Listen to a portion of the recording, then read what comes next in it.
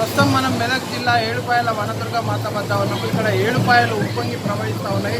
వనదుర్గ మాత మొత్తం పూర్తిగా జలదిగ్బంధంలో విజువల్స్లో కంప్లీట్గా ఈ వనదుర్గ మాత ఏదైతే ఏడుపాయలు ఉన్నాయో మంజిరా నది ఉప్పొంగి ప్రవహించడం వల్ల వనదుర్గ మాత ఆలయం పూర్తిగా జలదిగ్బంధంలో ఉన్నది.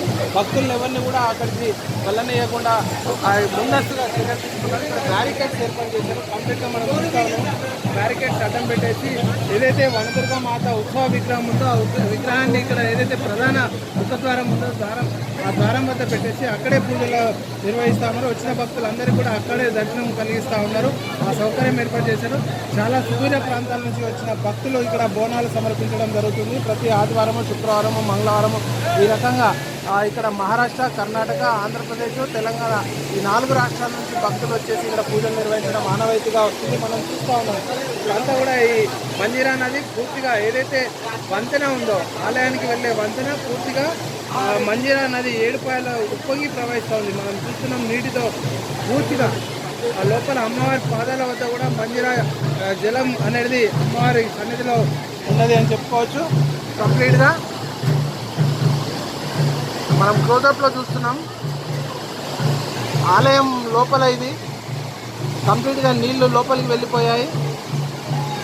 ఈ రకంగా 7 పాయలు ఏవైతే ఉన్నాయో 7 పాయలు అనేది ఉప్పొంగి ప్రవహిస్తున్నాయి. అక్కడ నుండి వస్తున్న ఒక పాయ అక్కడ పైన 2 పాయల నుండి వస్తూ ఉంటాయి. గుడి వెనకాల కూడా తిరుగుతూ ఉంటుంది. ఇటు నుంచి ఒక పాయ వస్తూ ఉంది, మనకు కనపడుతూ ఉంది. ఈ రకంగా పాయలన్నీ కూడా వచ్చేసి ఇది 7 పాయలుగా మారింది. ఈ మంజీరా నది అనేది ఇక్కడ చాలా పవిత్రమైన ఆలయము. వనదుర్గ సంబంధించిన మాతగా పిలుస్తారు. ఇక్కడ ఈ ఆలయానికి చాలామంది భక్తులు వేల సంఖ్యలో ఇక్కడికి వచ్చేసి వాళ్ళ కోరిన కోరికలు నెరవేరుతాయని చెప్పేసి భక్తులందరూ కూడా చెప్పడం జరుగుతుంది.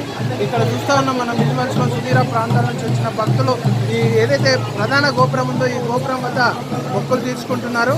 అక్కడ ఉత్సవ విగ్రహం ఏర్పాటు చేసేసి వచ్చిన భక్తులకు అక్కడ ఏర్పాటు చేశారు. ఈ రకంగా ప్రతి ఆదివారము ఇక్కడికి వచ్చే భక్తులు మొక్కులు తీసుకోవడం జరుగుతుంది. ఎక్కువ ప్రాంతాల్లో కురుస్తున్న భారీ వర్షాలకు ఈ యొక్క వరద అనేది ఉప్పొంగి ప్రవహిస్తుంది. ఇంకా 4 రోజుల పాటు ఈ వర్షాలు ఉన్నట్టు వాతావరణ శాఖ చెప్పడం జరిగింది. ఎప్పటికప్పుడు మీకు తాజా సమాచారం అందించేందుకు సిద్ధంగా ఉన్నాం.